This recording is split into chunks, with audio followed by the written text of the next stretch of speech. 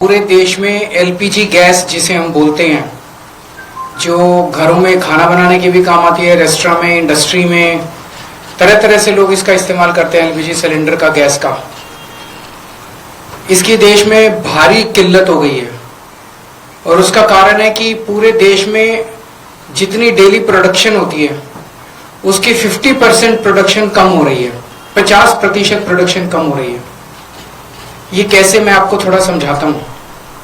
हमारे देश में जितनी एलपीजी की खपत है उसका 60% इंपोर्ट होता है, और उस 60% इंपोर्ट का 90% स्ट्रेट ऑफ हॉर्मुज से आता है।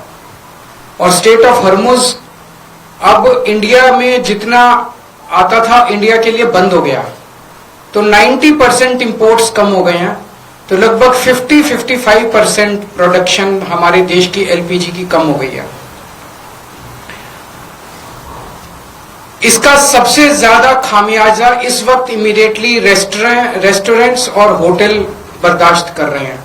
सरकार ने आदेश जारी किया है कि रेस्टोरेंट और होटल्स को एलपीजी गैस मुहैया नहीं कराई जाएगी। रेस्टोरेंट्स एंड होटल्स एलपीजी की स्टॉक नहीं रख सकते, वो उसको स्टोर करके नहीं रख सकते क्योंकि सेफ्टी कंसर्न्स होते हैं। तो जितने एलपीजी सिलेंडर उनको रोज चाहिए होते हैं उतने डेली की डेली उनको सप्लाई की जाती है। तो अब एकदम से अगर एलपीजी बंद हो गई तो उनके पास तो 2 दिन का भी स्टॉक नहीं है, 1 दिन का भी स्टॉक नहीं है।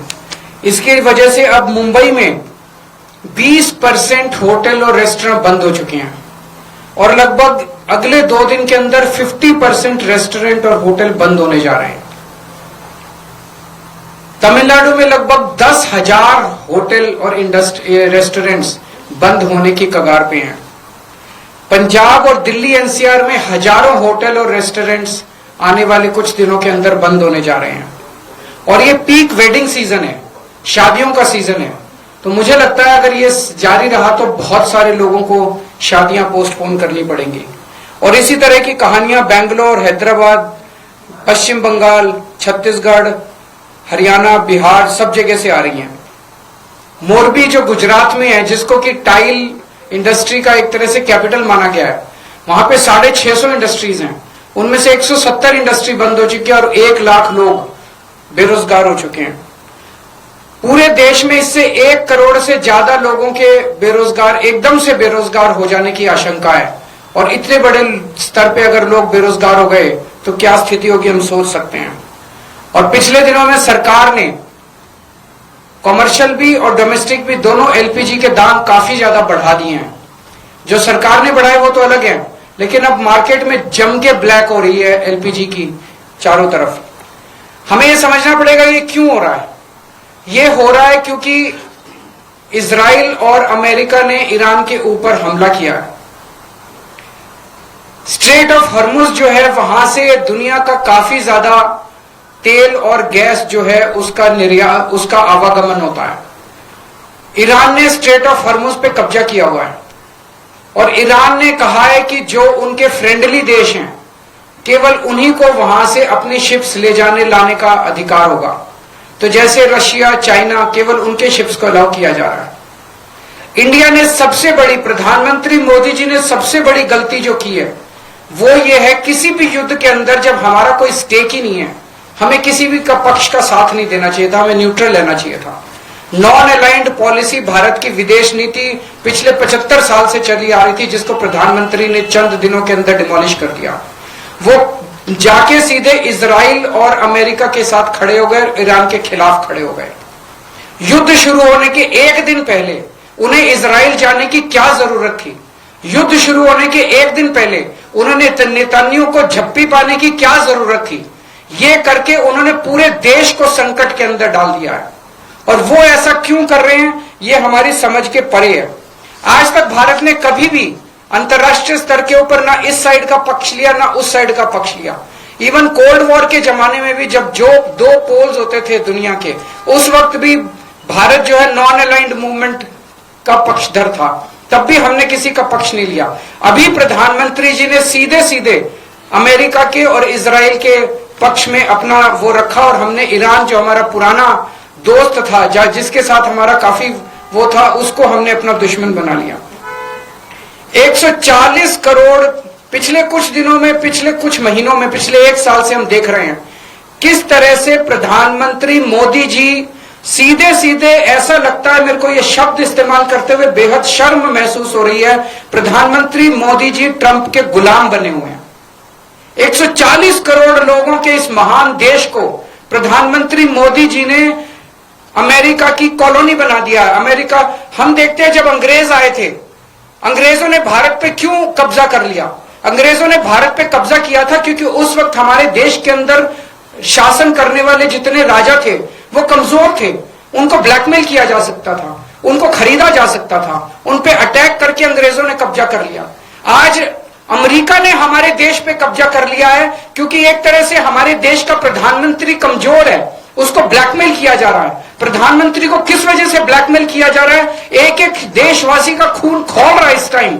जिस तरह से डेली ट्रंप और वहां के छोटे छोटे सेक्रेटरी, छोटे छोटे अदने से कर्मचारी, अफसर अमेरिका के हमारे प्रधानमंत्री का, हमारे देश का मजाक उड़ाते हैं रोज टीवी के ऊपर बैठ के।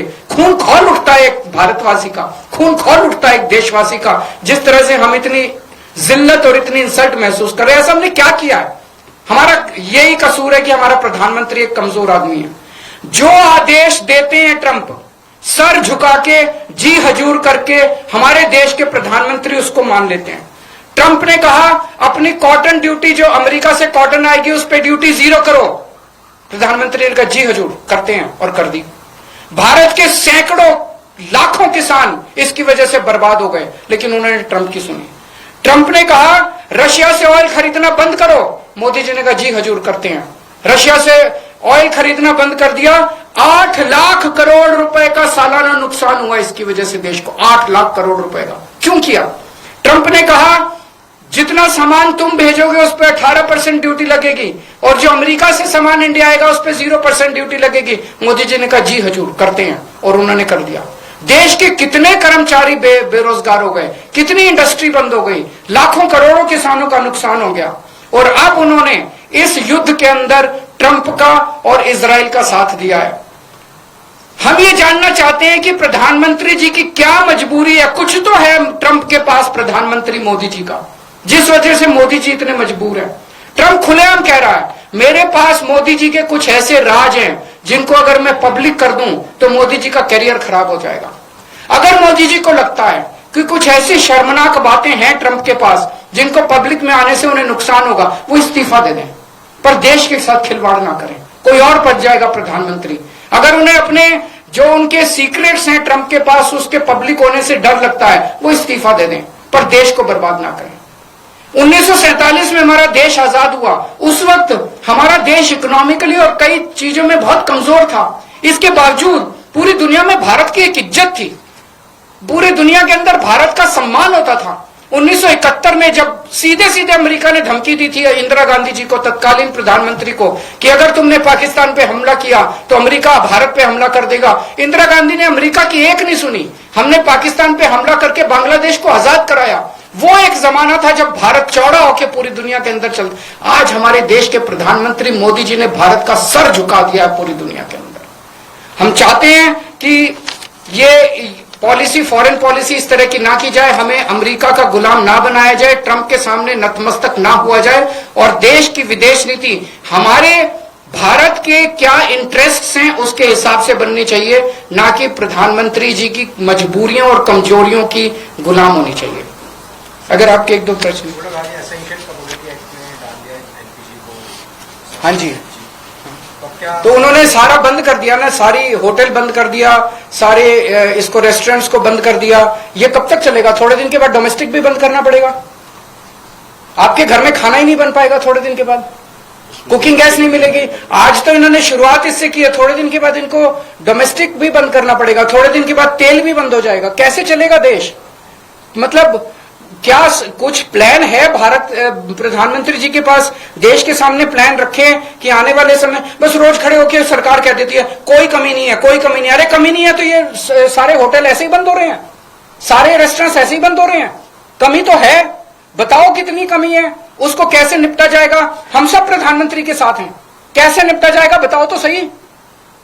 सर इसके अलावा जो एयर फेयर है वो भी ऊपर जाने का खतरा मंडरा रहा है एयर इंडिया सारी, बिकॉज एनर्जी सेक्टर अगर खराब हुआ तो पूरे देश के अंदर हाहाकार मच जाएगा। एयर फेयर भी बढ़ेंगे क्योंकि फिर वो भी तेल पे निर्भर करता है। Thank you.